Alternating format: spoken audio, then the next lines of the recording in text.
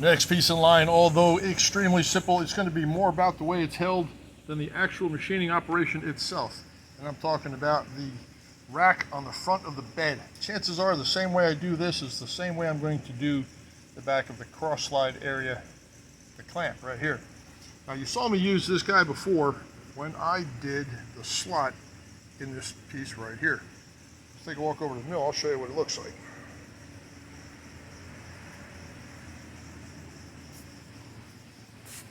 There you go, that's what you never get to see. And I'm talking about this fixture right here.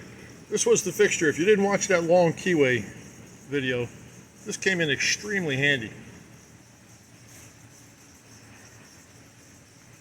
And the way I plan to do it, we will use an edge finder on the inside of this channel right here, because this channel was cut in position with the back jaw.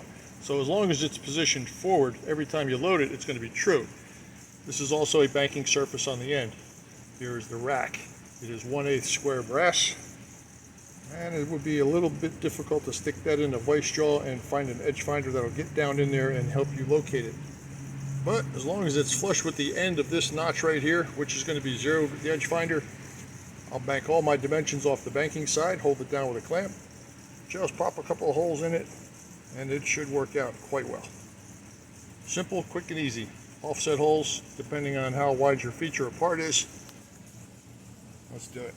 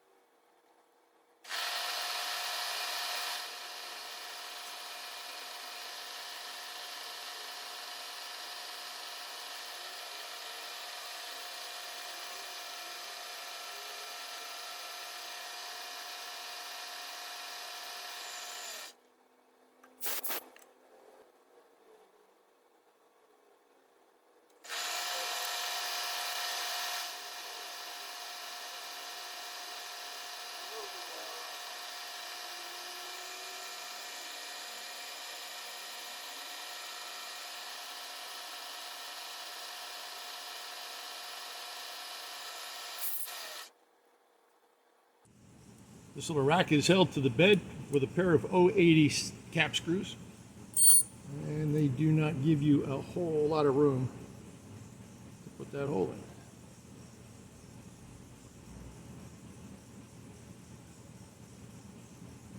There you go. Setup is much harder than the feature, but the setup is bulletproof and very repeatable. Great little tool to have. And done correctly, the head of the screw should be within the boundary of the rack, so it doesn't hit the bed if the bed is recessed, or if the resting area is recessed. And just to give you some idea how small that is.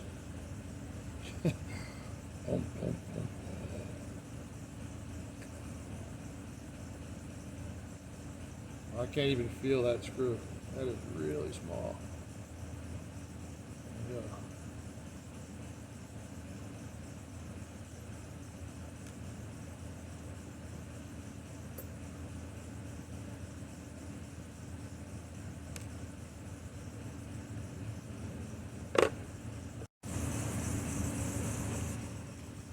And for anybody not familiar with the placement of this is the bed of the mini lathe.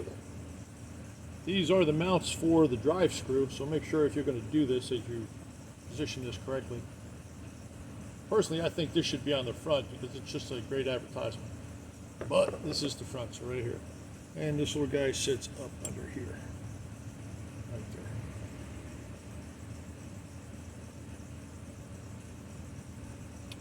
That will be the next thing I do. Whether or not I actually show that on camera, yet to be determined, but that's where it goes. Setup for drilling the bed is extremely straightforward. 1/2 inch parallel underneath the bottom. I am resting on the one face on this casting that I cleaned up when I first started the casting. So if you haven't watched that video, you know I have a straight edge on this. Bottom is flat. This bottom is flat. This edge down here is straight. I have a piece of relatively thick cardboard in between the plastic push block, and it is ever so gentle pressure on that. I do not want to scar the ways or leave an indent. So let's put the 2 holes in, mount the rack, get it done.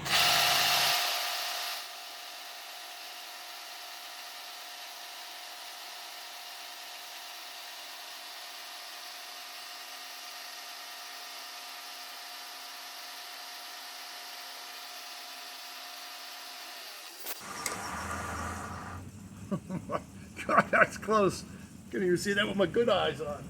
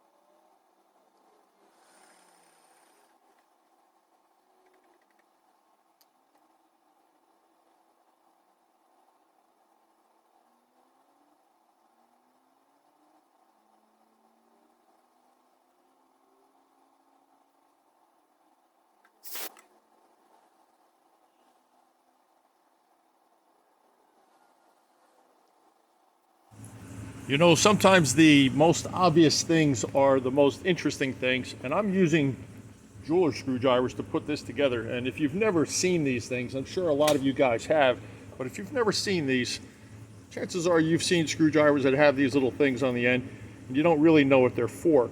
Well, that's for finger rest, so you can turn the screwdriver with these 2 fingers while applying pressure to the screw with this one.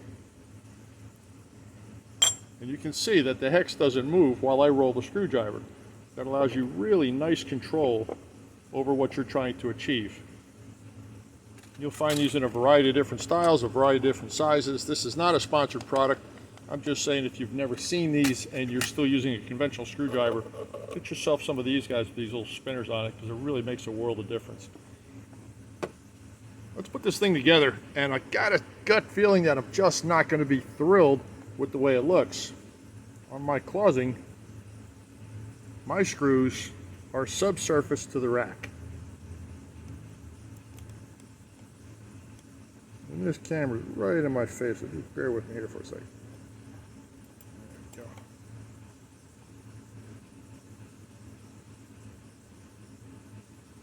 go. Okay, like I said, gentle pressure on the top of the screwdriver, a little push on the device.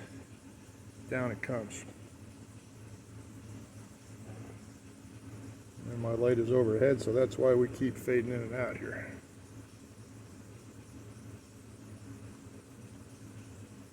This is an 080 screw. It's about 1.5 millimeters in diameter.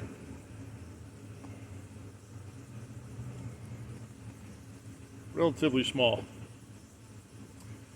Now I gotta say, I just don't like the way that looks. It's functional, yes it is, it's gonna do the job, but in the interest of just going the extra mile, I've got to put this rack back in that fixture and recess these screws.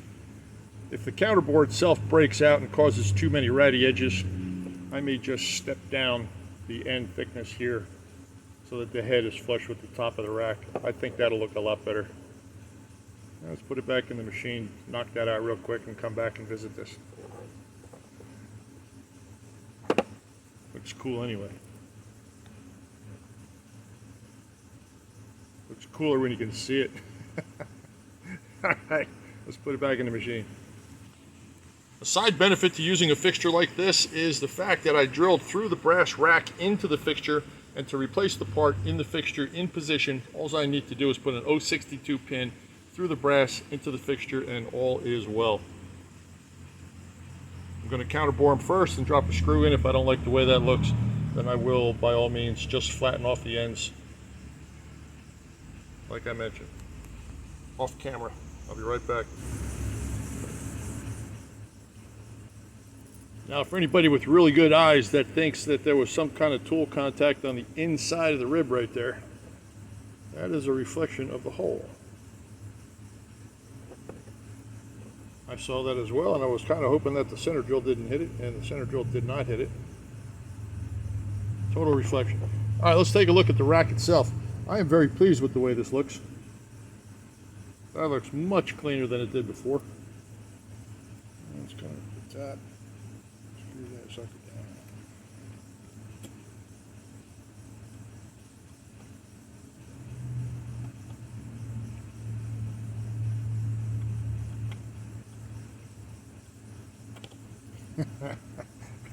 That is so hard to do with the camera in the way and not block the light.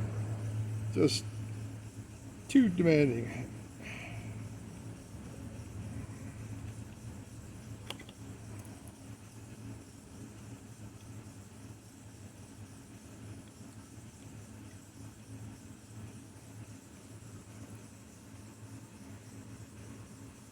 Now that is much cleaner in my opinion. I like that a lot better. Now beware, I mean beware that when you do this, that screw is now going to project. Let's see if I can get you a shot of that.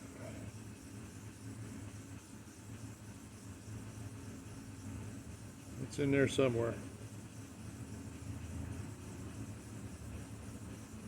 There you go. The screw now projects into the area where the tailstock hold down plate registers. So make sure if you're going to have a little issue going on in there that it doesn't interfere with any other mating part. And I just tested it and I can assure you that mine does not interfere.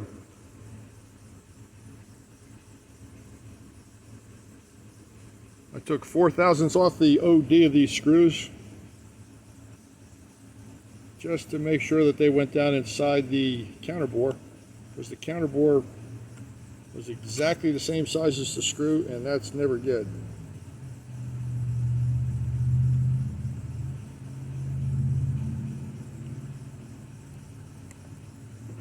All right, there you go.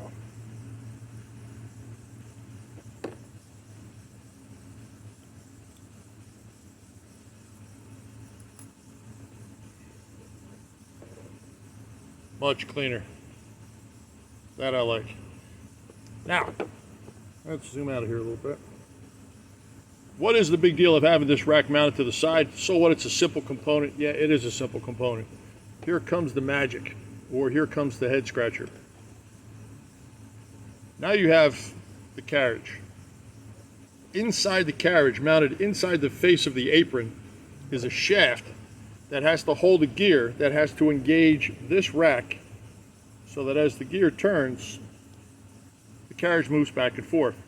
Well, having a gear blank and having this rack mounted and having the carriage upper available to you, you can use your edge finder, indicators, gauge blocks, whatever you need to do to find out where the distance is from the bottom of the carriage upper to the center of that gear.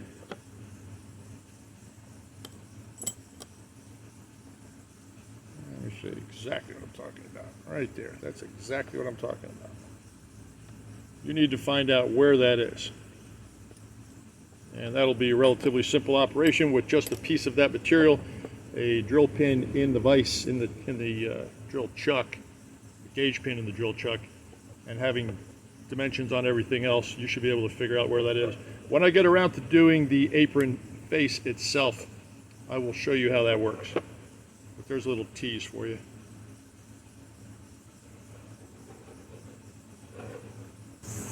All right, guys, I had planned to do this off camera, but it just turned into a shop gem, and I think that I'm going to have to share it with you.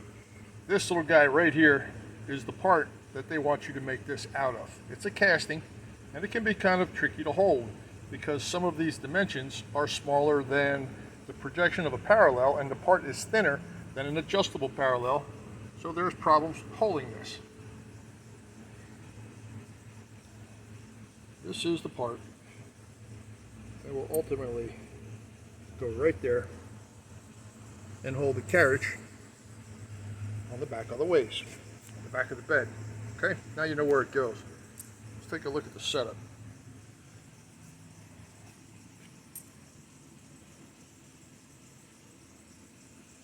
Simple, right? Not a problem. But that surface right here needs to go deeper than this jaw by about 20 thousandths. All right, I'm going to show you the solution I came up with. It's a pretty solid solution. I think you'll probably help you out in your shop. So let me put this on a tripod and I'll show you the answer. Hang in there. I think it's plenty clear to see that if I go any further down with that end mill, that there's going to be a witness mark on that jaw. And I don't care to explain it in future videos. So let's take a look at the solution here. I do not care to move the cutter because I know exactly where I am. So let's just move it out of the way for now.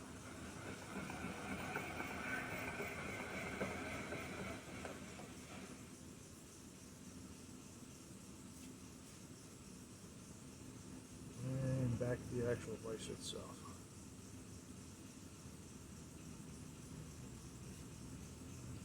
Now we know the part has to sit right here.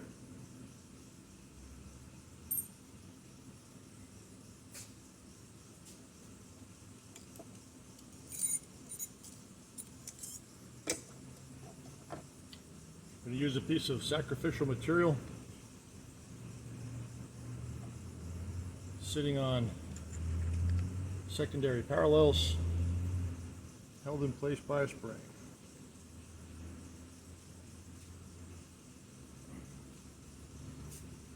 I really hope you can see that. All right. Now, when I reload the part, get the spring out of the way first. There you go. When I reload the part, the sacrificial material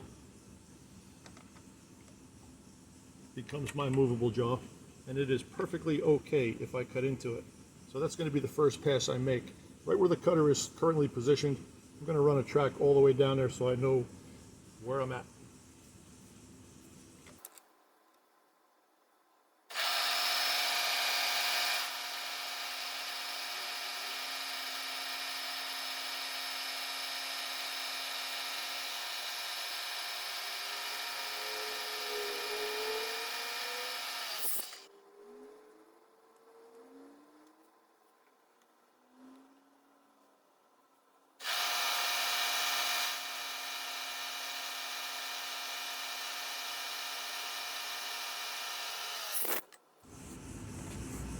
The secondary benefit of placing the spring between the aluminum block and the parallel is that the aluminum block will now move and act like the station or the movable jaw.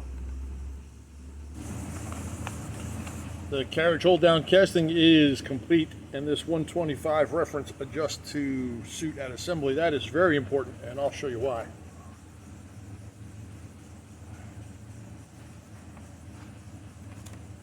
On the back of the casting, you do not want this piece to pull this down so tight that it pinches against this rail. Nor do you want any lift. So any movement has got to be minimal, and it's got to be free floater.